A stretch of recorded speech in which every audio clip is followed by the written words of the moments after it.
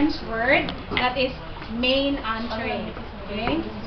Kasi sa lights mo tayo, wala kita'y mahimo. That's the proper way of how we are going to pronounce the main. Dili siya entry actually. That is entree. Okay? So, muna siya gitawag nga main dish. Nasa tayo gitawag na side dish.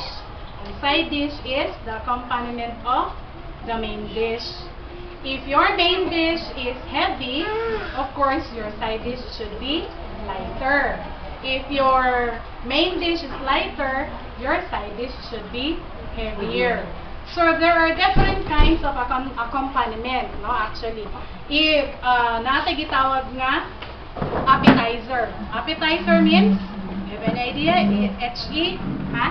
Pampaganaw kaon. Usually, kung sinupre na siya, we call it bulad, uyap, ginamos. There are our appetizers, no?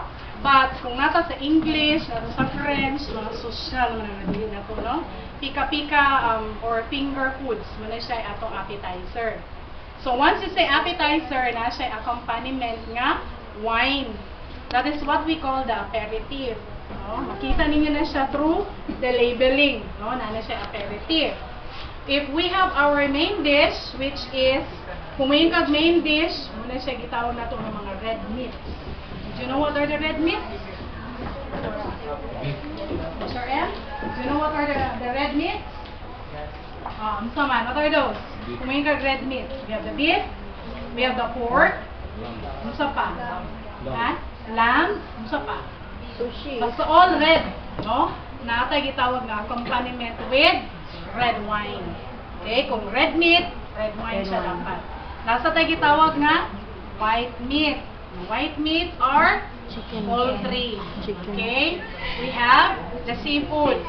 Okay, mana siya gitawag na ito nga red meat. White meat. Nasa na siya accompaniment nga White wine. white wine. So, inana. Kung red meat, red wine. Kung white meat, white wine. Okay. Kung appetizer, nasa tayo gitawag nga aperitif. So, marami siya social na kayo sa nga tanan, no? But that's the proper way. Okay? Actually, after eating, after mumukaon sa yung fine dining, which is na siya appetizer, appetizer with aperitif, we have the salad, and then we have the main dish na dayon, no? The red meat, na siya red wine, and then the white meat, which has the white wine also. And after that, natin itawag na coffee.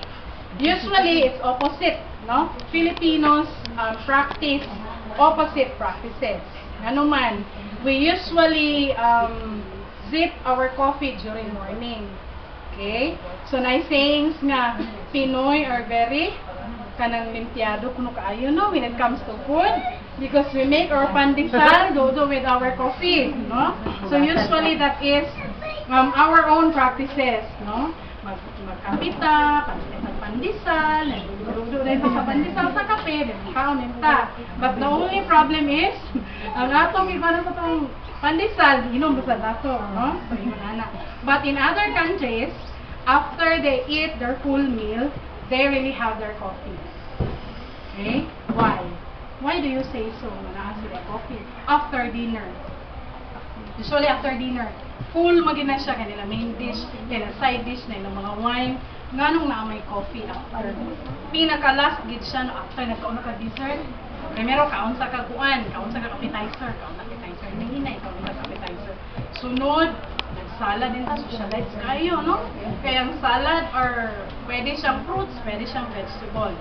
Okay? Plus napagin na siya mga dressing, 100,000 dressing, vinaigrette ng mga dressing, socialize kayo, pero ketchup, ragod na siya, mga mayonnaise, ginagay pang mix, no?